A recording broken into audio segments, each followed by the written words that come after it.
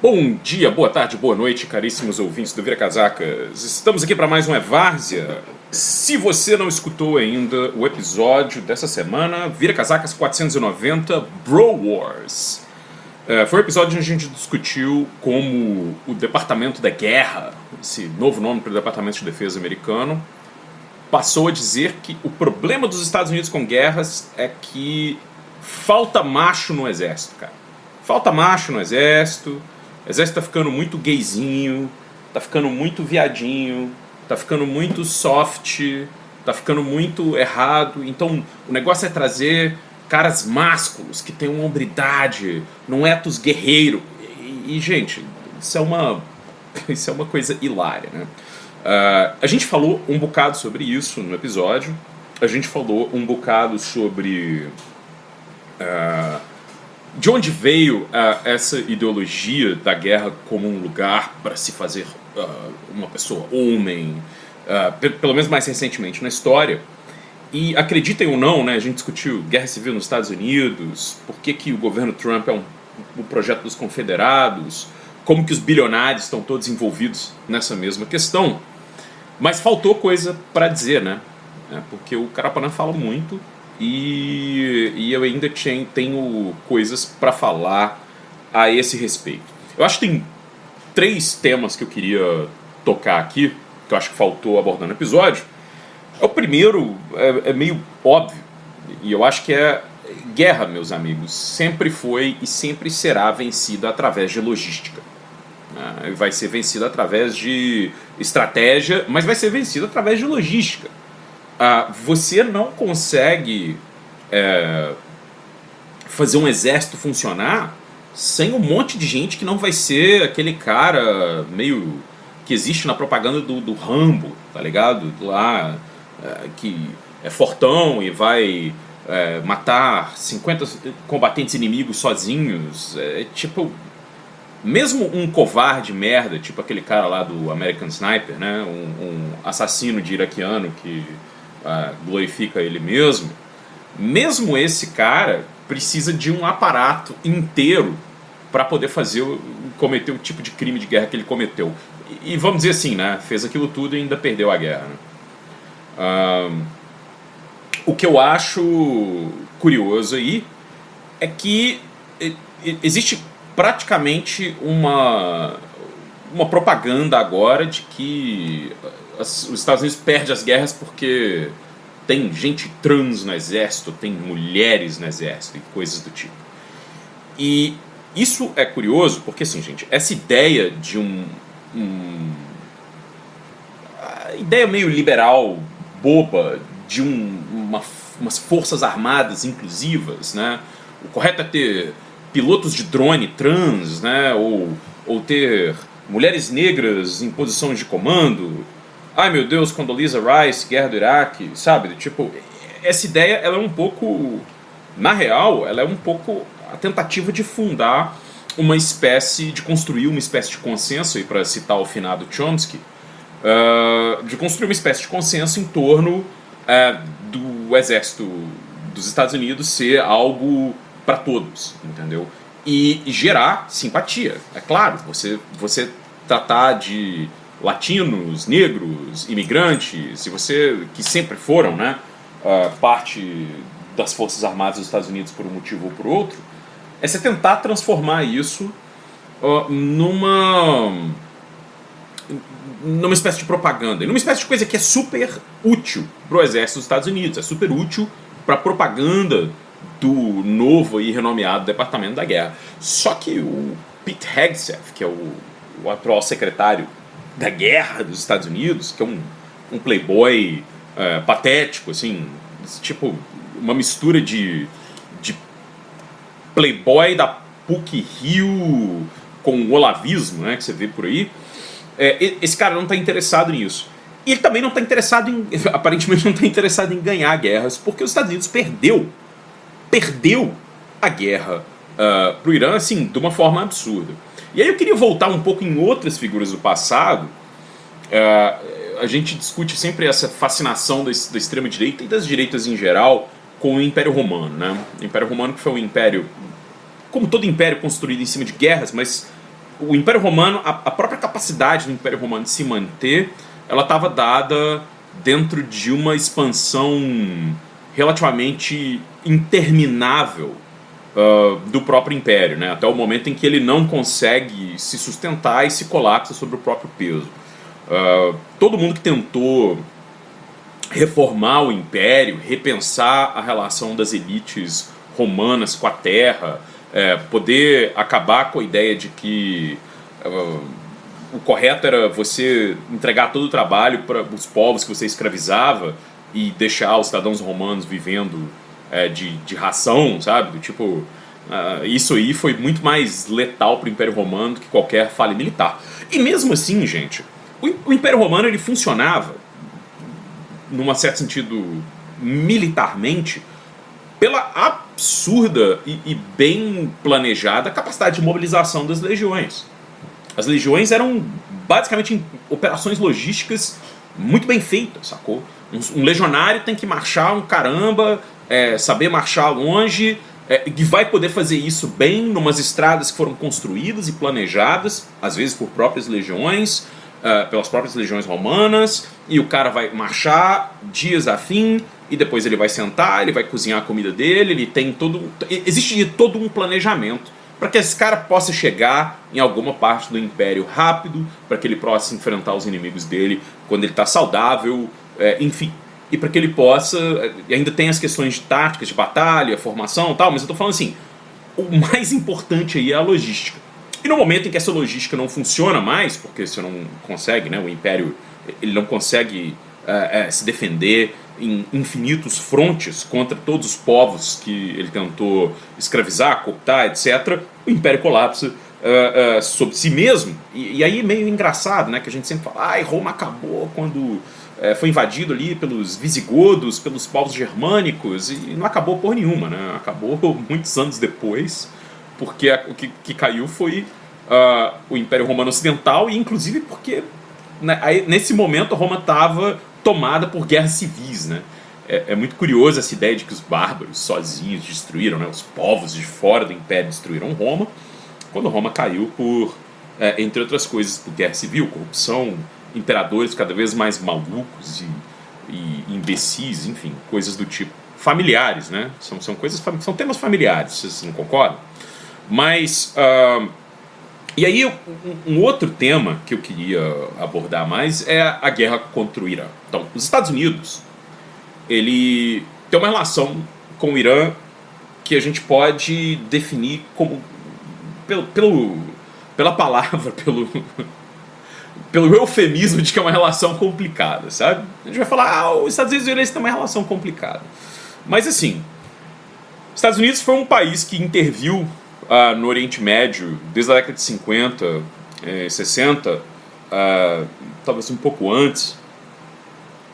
Os Estados Unidos foi quem ajudou a colocar a Casa de Saúde no comando da Arábia Saudita, foi quem criou vários dos governos, apoiou ditaduras. Os Estados Unidos foi um grande apoiador do Saddam Hussein antes de deixar com que ele... enfim, entrar no Iraque e depô-lo, né, e, enfim, condená-lo à morte. Mas os Estados Unidos também foi um apoiador de uma ditadura bastante violenta no Irã, que foi a ditadura do Shah Reza Pahlavi. E o que as pessoas não entendem é que a ditadura do Shah, ela era alguma coisa da ordem infinitamente mais violenta do que a gente imagina ser a República do Irã hoje. Assim.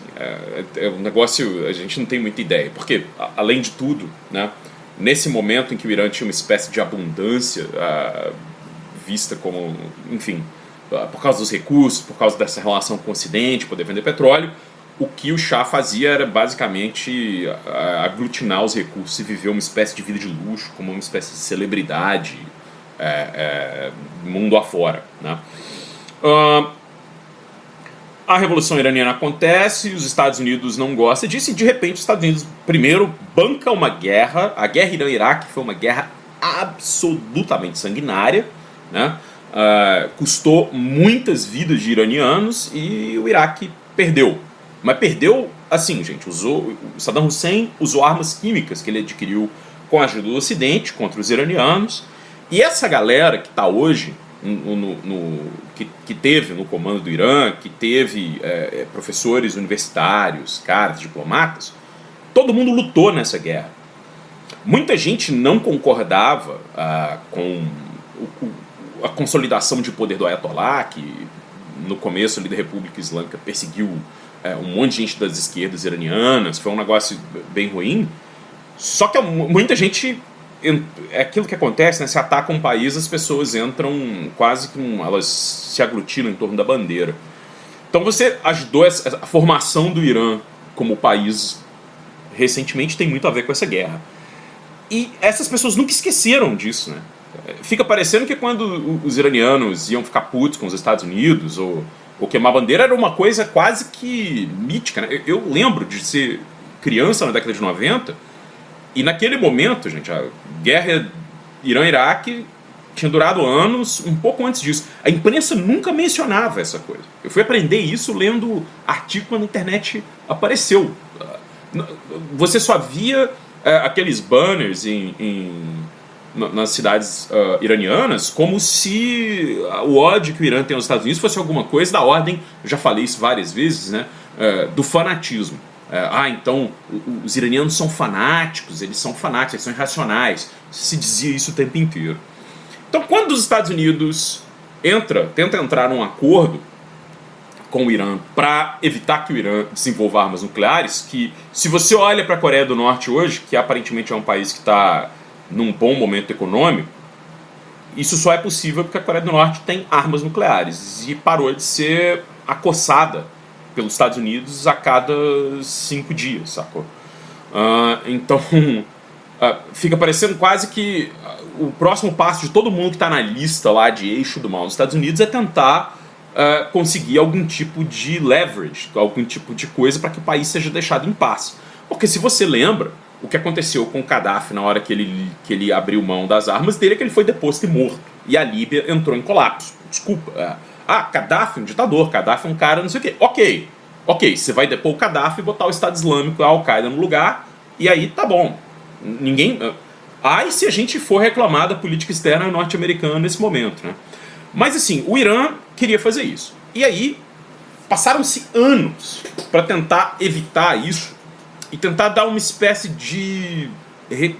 quase que assim, relaxar um pouco as relações, mas impedir que o Irã tivesse armas nucleares e continuasse com essa postura belicosa. As pessoas que pensavam nisso, elas tinham a dimensão, e aí eu vou fazer um dos poucos elogios que eu posso fazer ao Obama, mas ele tinha a dimensão de que numa guerra total contra o Irã, a tendência era que o Irã se tornasse uma espécie de referência regional. Não que o Irã fosse destruído, desculpa gente, com a ajuda dos Emirados Árabes Unidos. Vocês acabaram de destruir o Iraque, do tipo, o que você acha que vai acontecer? Qual que é qual é o país que vai se levantar contra o Irã? Do tipo, quem é? O Paquistão vai fazer isso? Não vai, sacou? E os caras queriam meio que montar uma espécie de nova... um pouco uma nova condição, um novo marco para relações internacionais, como eles tentaram, inclusive, com Cuba também, né? Meio que normalizar relações e deixa a coisa correr, porque a gente vai atrás de outros interesses, né? A gente quer, sei lá, ir atrás da Rússia, atrás da China, ou fazer outra coisa. Então, era uma tentativa de meio que fazer isso, e esse acordo, né, o acordo nuclear com o Irã, ele abriu as instalações nucleares iranianas para... como é que eu vou dizer, vistorias e, enfim, abriu para o público. A discussão do enriquecimento do urânio iraniano se tornou uma discussão pública das Nações Unidas. Trump entra no poder. Trump começa, a primeira coisa que ele começa a fazer é destruir todos esses organismos multilaterais, porque a ideia dele é que o multilateralismo não funciona. Ele não precisa das Nações Unidas, que foi outra coisa, gente, é outra coisa. As Nações Unidas foram criadas como um instrumento de hegemonia norte-americana vamos dizer isso, give or take, né, mais ou menos aí, mas também para evitar a ausência de multilateralismo que levou a guerras terríveis no passado, né? A Segunda Guerra acontece por causa da falência, dissolução das Ligas das Nações. Se os Estados Unidos querem abrir mão do seu próprio aparato de hegemonia porque hoje são governados por loucos, quem somos nós para dizer o contrário, né? Então, e aí, claro, né, existem outras coisas do lado, existem outros alinhamentos internacionais acontecendo, relações Sul-Sul, China, BRICS, outras coisas, e aí tudo bem. Os Estados Unidos querem dizer, então também não quero mais brincar de multilateralismo, porque agora é cada um por si, vou atacar o Canadá e vou atacar a Groenlândia. Trump destrói o acordo nuclear iraniano, passa a fazer ataques periódicos ao Irã, e de alguma outra forma, o que eu acho mais maluco é que essa última guerra, né, esse último confronto, acontece com os Estados Unidos basicamente abrindo mão de qualquer semblante de boa fé e atacando e matando a liderança iraniana no momento de negociação. No momento da negociação. Não antes, não depois. Enquanto as rodadas de negociação estão acontecendo, os caras vão lá e matam o Ayatollah. O Ayatollah que, digamos, assinou uma fátua, né, um compromisso, algo religioso e espiritual, de que o Irã não deveria desenvolver armas atômicas, porque armas atômicas são uma coisa do capeta. E são, né? Aparentemente, os gênios que dominam a CIA não pensam nisso, abrem essa guerra, começam um fronte absurdamente violento, e essa ideia, gente, de que eles vão lá e matam aquelas crianças no começo da guerra, né, matam a escola, e que isso é um erro, é coisa da AI, isso é merda. Isso foi feito com base nessa filosofia da guerra de macho. Então não temos freios, fazemos isso.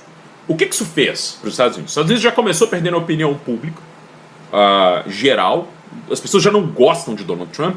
As pessoas já não gostam de Pete Hegseth. Isso foi ficando ridículo.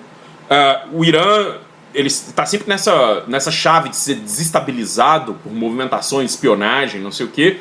Conseguiu uma espécie de quase que ponto alto moral, né, de ocupar uma posição moral diante desse conflito, e a coisa foi ficando absolutamente clara que não ia bem nos Estados Unidos, dado que você tinha pouquíssima informação sobre o que estava acontecendo. O Irã muito rapidamente decidiu que ele ia enfraquecer as posições norte-americanas ao redor do país, as bases, né, nos países do Golfo e outras coisas do tipo, e fez a coisa correta do ponto de vista bélico. E aparentemente destruiu algumas dessas bases ao ponto de que elas não podem mais ser reconstruídas. Conseguiu desenvolver tecnologias de drone, tecnologias de míssil, que conseguiram meio que quebrar a hegemonia de espaço aéreo americana, essa ideia que os caras têm de que eles vão chegar, quebrar o país com sanções, impor um bloqueio aéreo e destruir cada posição militar. Os iranianos estão se preparando para esse momento inevitável há décadas, né? E quando Donald Trump começa a ameaçar o país recorrentemente, eles sabem que isso é uma possibilidade. A outra coisa que o governo Trump fez é que ele, no salvo de abertura dessa guerra, ele matou toda a liderança que estava disposta a negociar antes de um conflito. E quem sobrou é gente que estava há mais tempo falando, não tem jeito, cara, nós temos que fazer um movimento qualquer aí, porque nós não temos... nós vamos ser atacados pelos Estados Unidos num momento ou em outro. E se o Irã, por exemplo, tivesse bloqueado o Estreito de Hormuz antes desses ataques, você teria uma reação de outros países do mundo, talvez da OTAN, muito mais forte. Como o Trump resolveu começar a guerra sem avisar nenhum aliado e matar a liderança e começar aquilo, ele simplesmente perdeu essa carta na manga estratégica ou de relações públicas que ele poderia ter. E muito rapidamente ficou claro, né, que as coisas não eram simples assim. Mesmo esses momentos da guerra, que foram ai, que caiu um avião e houve um resgate de pilotos americanos. A gente nem sabe quem os pilotos foram. Você nem teve uma espécie de transparência, medalhinha, o caralho, porque a gente provavelmente não sabe qual foi a história. Uma das teorias é de que os Estados Unidos estava tentando estabelecer uma base para tentar atacar uma instalação nuclear iraniana. Existia essa ideia meio louca de remover material, e talvez os caras fossem fazer isso quase que num nível simbólico para dizer que ganharam a guerra, e eles não conseguiram. E o Donald Trump meio que, todo mundo falou, isso aí é um grande momento, é o turning point da guerra dos Estados Unidos, e aí agora a gente vai vencer, e isso nunca aconteceu. Nós sabemos que vários países do Golfo, especialmente os Emirados Árabes, atacaram o Irã, né? Fizeram ataques ao território iraniano, e o Irã tinha uma leitura muito clara do que estava acontecendo, né?